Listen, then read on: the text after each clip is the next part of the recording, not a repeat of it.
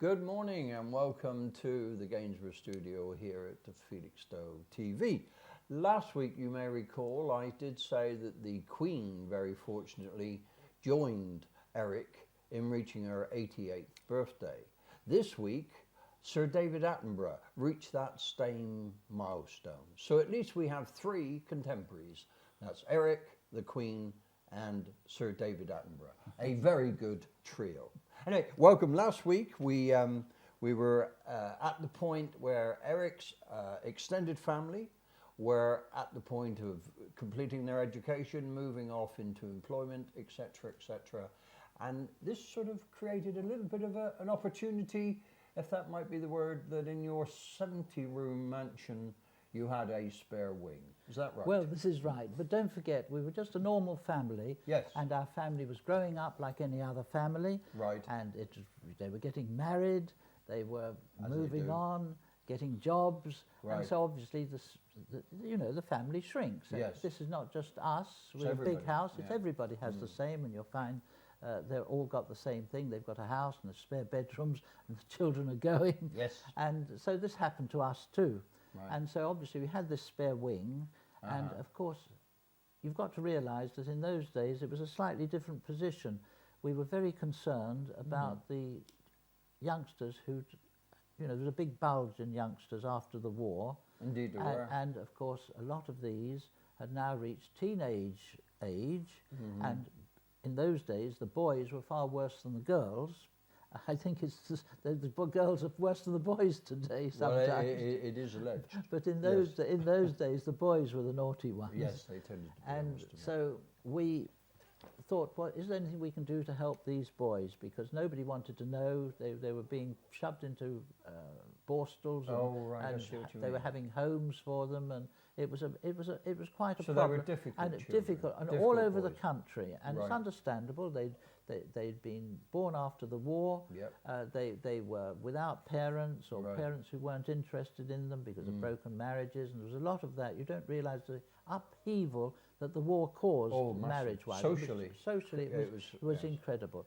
So we thought, what could we do? And I thought, well, at that time, as you know, I was in the Admiralty Ferry Crew Association. I got my master's ticket in that. Right. I was a skipper in the RNXS. I used to take these inshore minesweepers out, and so I was very much involved with the sea. Right. So I thought, well, why not have a sea training school? What, within the wing? Within this blank wing. I see. So we thought, well, that's fine. We can start off with 6 boys. Right. The aim was to get 40, but I thought 6 boys would be nice to start with. So we spent a whole summer. I got a couple of volunteers, and they made phone calls and because we had to equip all of this wing. And not only that, but of course we had to decide what we were going to teach. Now, my eldest blood son, Nicholas, lovely boy, and he was so capable, and he'd just qualified as a caterer, in catering. And not only that, he'd just got married as well. Oh, as well. Well, that is, yes, heavy. And he had a lovely wife. In fact, she'd been the head girl at the school that Nick had gone to. So they both moved in, and they were going to be in charge of the catering section. Right, and this was teaching catering as teaching well as catering, providing, right. Well, no, I suppose they somebody did. had I suppose they had to food, yes, so fed. I think they did both. So that was, but we had to equip all the kitchens, and it was quite a major operation, which was good. And of course, the rest of the staff also, we wondered how we're going to get capable people. And I think I told you before that I used to take these inshore minesweepers for the Navy over to Holland and round, and we used to have these sea cadets used to come with us. And on one of these, I'd met one of the sea cadet officers. And of course, I speak to him about it. Oh, he said, I'd love to come and work for you and do that. So I brought him in. So he was one of the first officers. And there's a nice little story about him, because I thought, well, he's got to have a rank, because the boys have got to have respect for them. So I gave him the rank of commander. Oh, did you indeed? So he was Commander so-and-so. Takes a long time to get there. The amusing bit is that many years afterwards, I came across him, and he was still using the title. What, Commander? Commander. We used to have lots of nicknames then, though, didn't we? And we don't seem to do that. No. Onward. But at any rate, so we and I found another ex-naval man to head the whole thing, and he had a title himself. I can't remember what he was, captain God, or something, probably. but God probably. But at any rate, so we had two main officers to do the seaman side, and we had Nicholas to do the catering side and teach the catering. So we had a good nucleus to teach them and what we wanted. And you did a bit of engineering? Yes, or we was did. that? No, we had the three sections: seamanship, engineering, and catering. Ah, right. So we got ourselves all equipped for these 6 boys to come in. I can't remember if it was 4 or 6, but it was just a tryout for the first term. And of course that was when we began to find the problems of why these boys were causing problems all over the country. It wasn't just... and so, I mean, the sort of things that we happened, just to give you an instance, they were very responsive, and I don't know whether they had a respect for me or what it was, but just to give you a little instance of many such incidences, they came to me one day and they said, you know, sir, we listened to every word you said, and we realised that we have been doing wrong, and just to prove it to you, what happened, we'd actually broken into a shop down in the town. Oops. And we said we took this suit out of the window, and we brought it back up here, and then we realised that you wouldn't approve of it, so we said we went back and we broke in again and put it back again. So we were making progress, but you can see the difficulty with the localities. And another one, the type of boy, I mean, we did have some very good, nice boys, but there's one or two difficult ones. One of them, he'd murdered somebody, and he was taken to court for it. He'd been with us, while he was waiting to go to court, and I thought, well, I'll go up to, because he was doing so well, he was responding very well. I thought I'd go up and speak for him in the court. So I went up by train to this Midland court. Shows how things were done very differently in those days. Somewhat, and I took him in, and in the court, of course, I told him how he was making such good progress and all the rest of it. And I thought, well, I was going to give a sigh of relief. I thought, well, at least, I've got rid of one of my problems.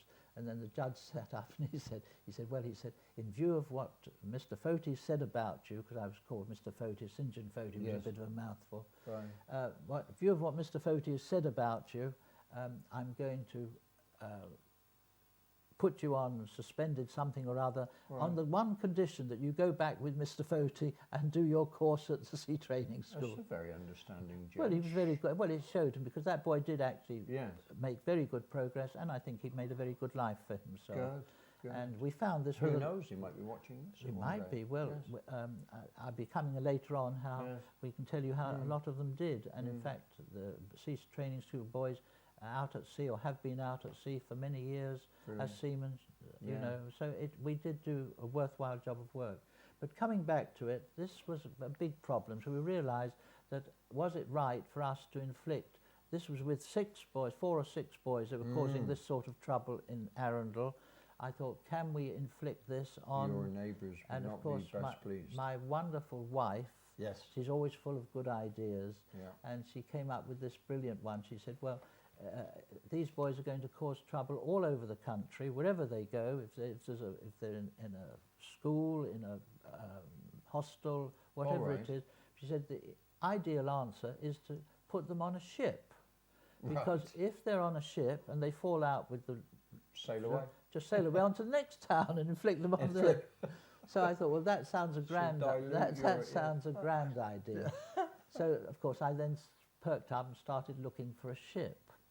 And I heard that Trinity House... And your target was 40 still? 40, so it had to be a full-size vessel, Well, yeah, because by the time you've got... It's a big full-size vessel, a minimum of about 500 tons, you know. But I heard that Trinity House, you see, you've got all the vessels coming into Southampton, and they all have to have a pilot put aboard. Now, Trinity House, they had a #1 vessel.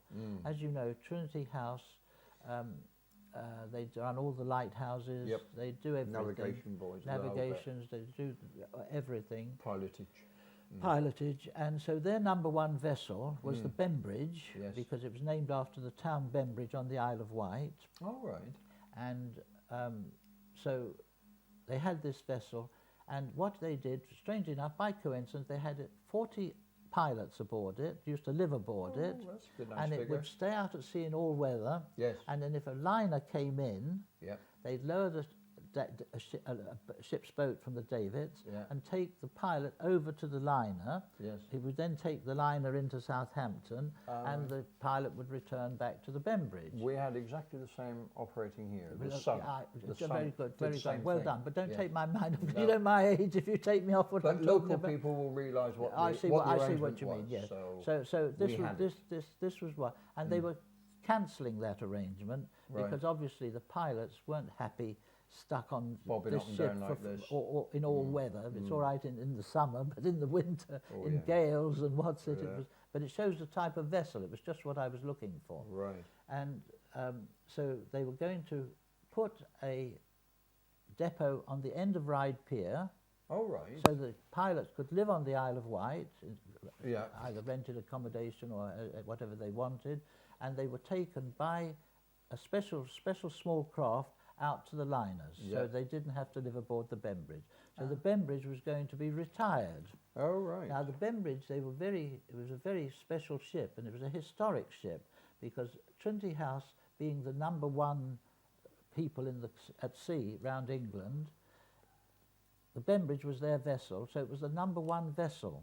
Oh, and just to give you an instance, and you've been mentioning Her Majesty the Queen. I did just at now. the beginning of this programme. Now bring her up again. I think we should.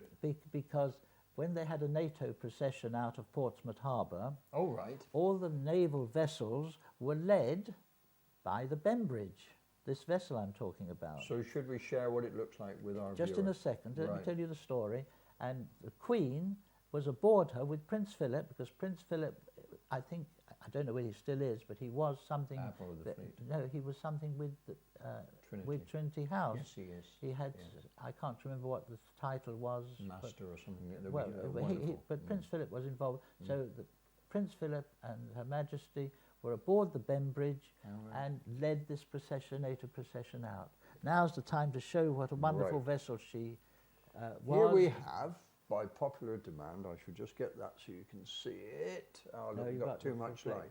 What we'll do is No, that's it, you've got it there. There we go. What we'll do is we'll take a slide of this and put it on so you can see the size of the craft, its age, and the fact that it's the #1 vessel, almost like the #1 detective agency. It's being restored. That's another story in itself, which we'll be telling. But it's being restored now as a museum in Poland, and you can see the size. You can see the size of it by the building behind it. Oh, we should follow that up then. That's a separate story, and we might even be able to bring the man who's restoring it. Yeah, that would be good. He's a Polish gentleman, and it'd be very well good done, Poland.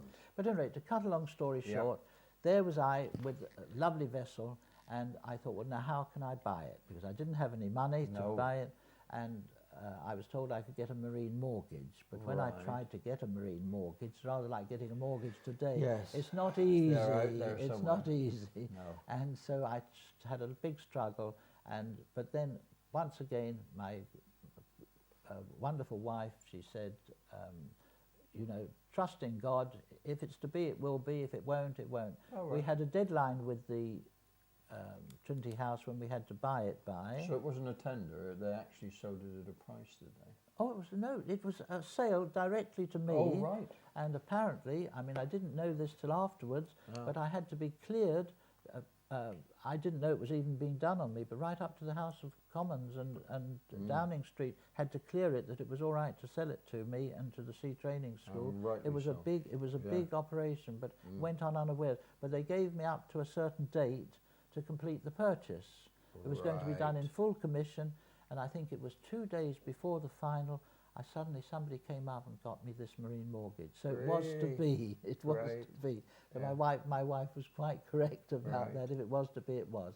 So 12,000 then was a significant sum of money. It was a significant sum of money. This was in the early 70s. I might add, just as we're on the question of price, which we bought it there for 12,000, when it was sold for scrap, to be taken to Poland to be restored as a museum, they paid £72,000 at scrap value.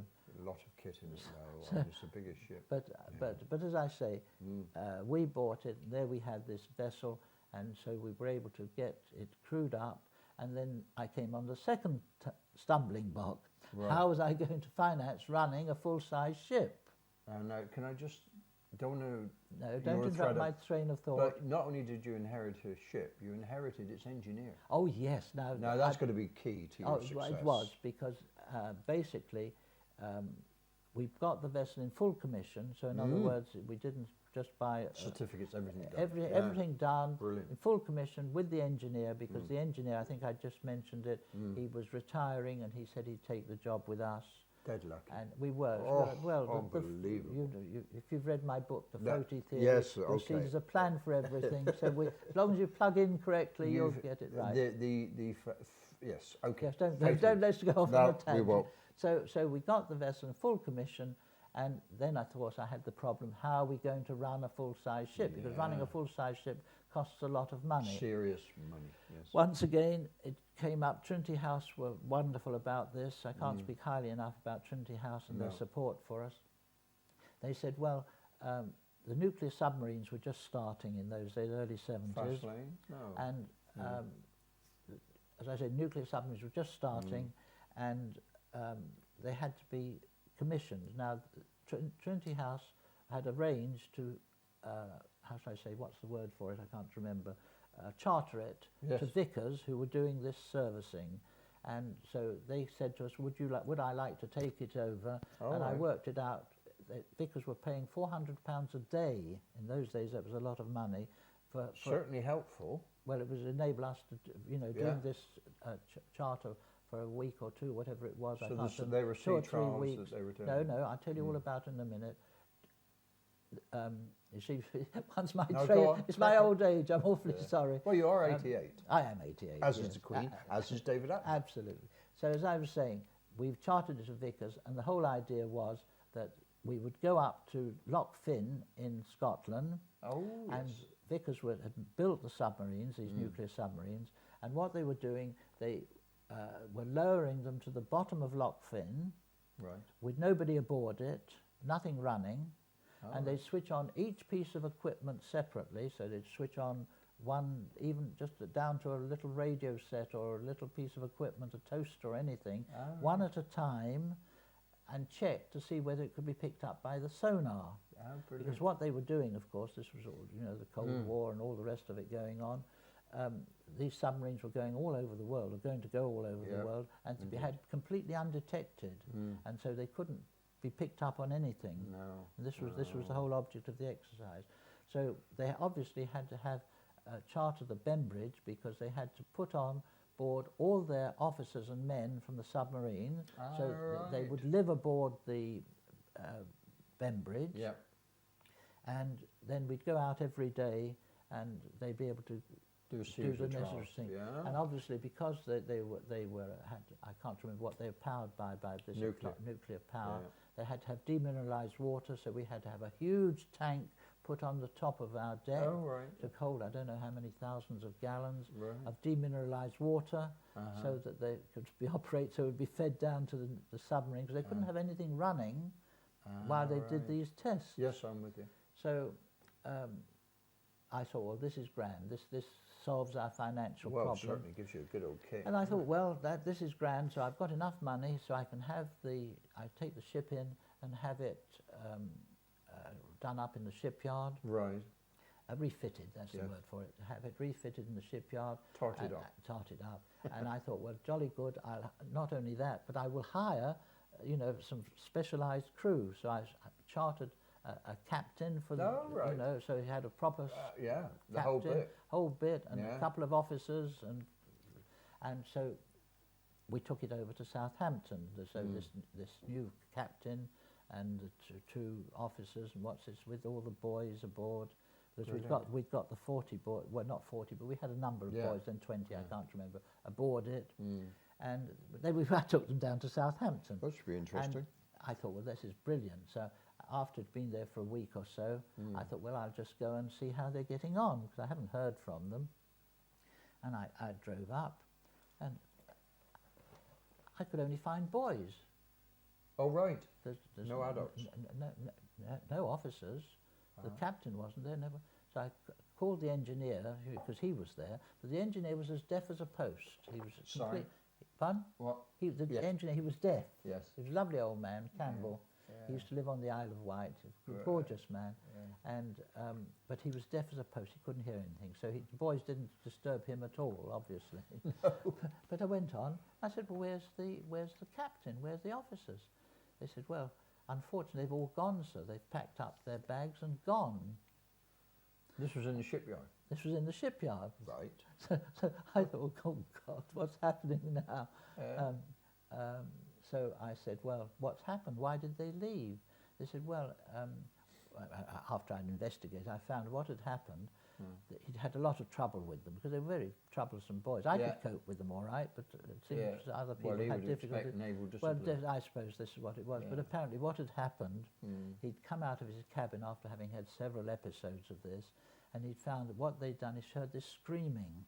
Oh, right.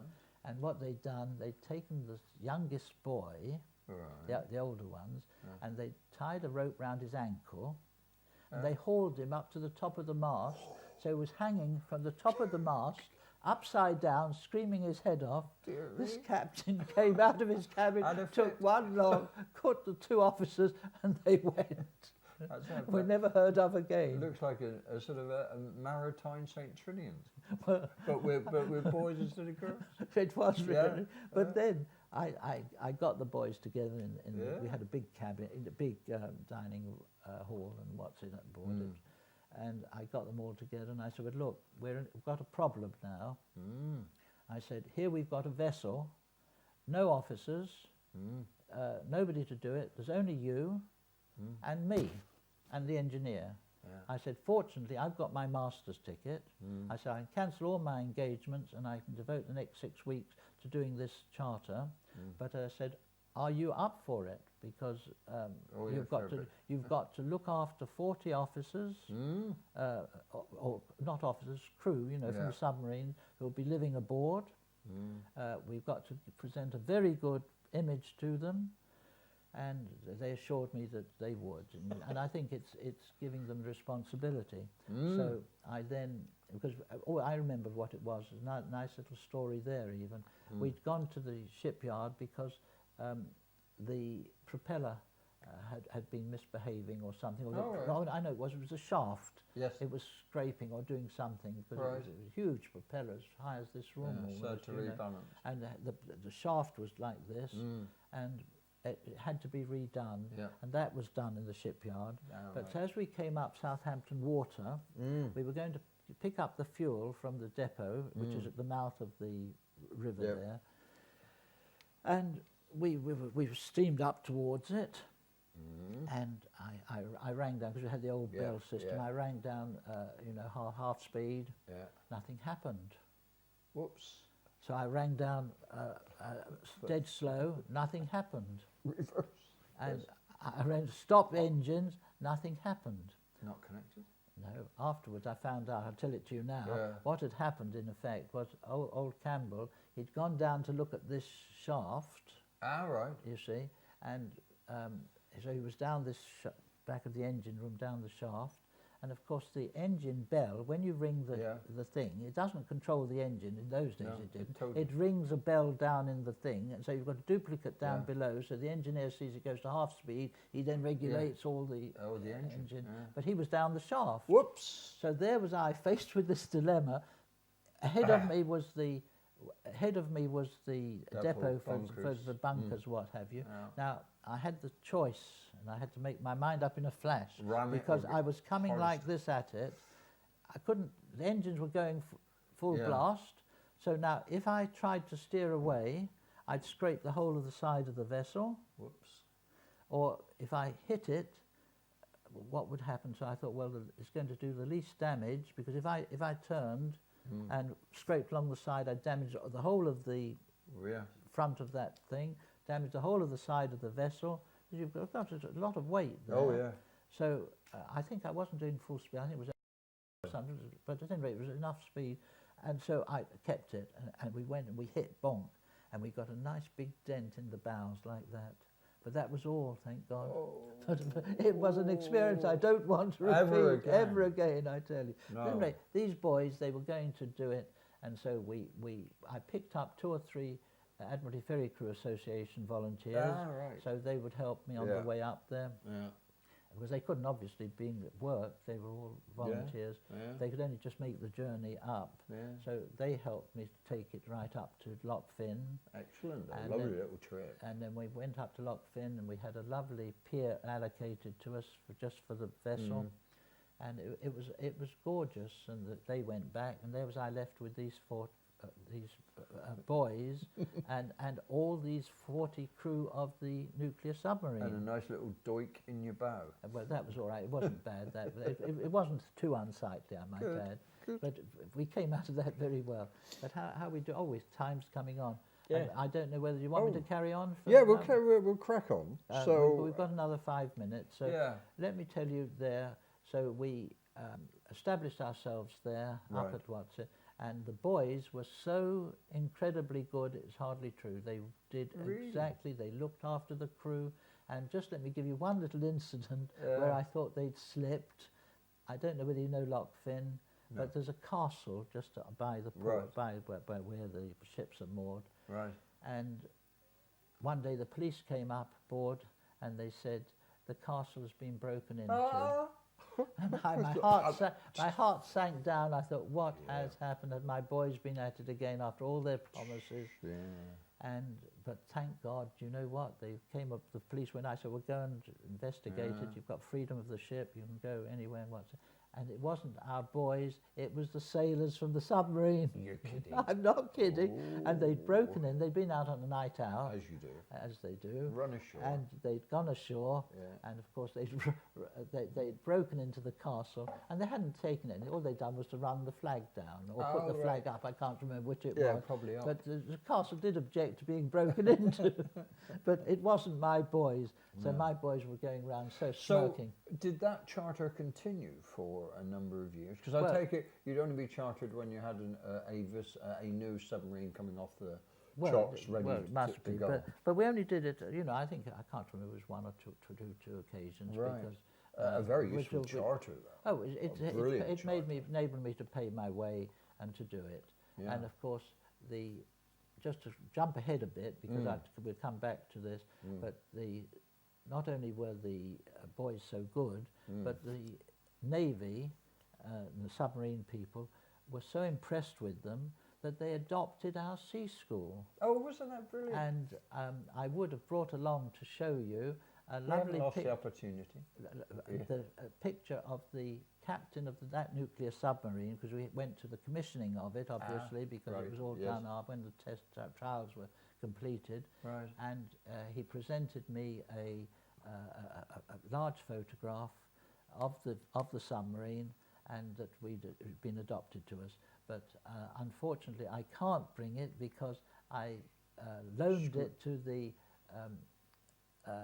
people who are making it into a museum now, and I'm waiting for it to come back. Well, you better go get that by hand. But it's just to show you how the boys, if they're given the right opportunity, always the case, and they come up trumps, because they catered for them, they did everything, and we'd go out every day into up to the nuclear submarine, and off you do. And we'd go alongside her, and the boys would have to cater for all these people. They had to run the ship, and so it shows you what a good job they did. So how many crews did you have over a period of time? How many crews? Well, in that they came, they learnt some seamanship, catering, oh well, engineering. we did it in a series, because I mean we had, I can't remember, 30 or 40 boys at the sea school in Arundel, but they would be ship and we'd have aboard the vessel or because we moored for economy, we moored off-ride pier, but in all weathers it got sometimes very difficult to come in and out. But I had to do that because the Navy, even as a how shall I say, a reduced rate for us. Yes. They used to charge us £16 a day, which in those days was a lot of money, just to moor in the harbour. Yeah. There's a lot of stories, but I think we're running out of time. We're getting towards the end. I mean, what is phenomenal, isn't it, is that this almost St Trinian on ship was entrusted by the Navy to be its support craft, was it used proving trials for its nuclear leading technology in the 70s. And obviously the Cold War did give some opportunities for some boy children particularly, who really needed some authority figures to impress upon them. And it would appear the outcome of this is that we've got a number of male adults in our community who live a far better life as a result of what you did and what they did and what those around them We're very proud we were given that opportunity. Yeah, I think that's brilliant. Yes. Eric, we've got to go. We've got to go. And Bella, you've had a lovely sleep all the way Bella. through this. She always We're sleeps, rushing down to see this exciting bicycle ride, the first one ever. And it's all ladies, so we're excluded. We're not even allowed to take part, are we, Eric? So hope forward to seeing you next week when the sun will be shining, and here at Felixstowe we'll be looking into This Is Your Life. Eric. Thank you very much. Bye-bye. Bye-bye. God bless you. Bye-bye. Bye.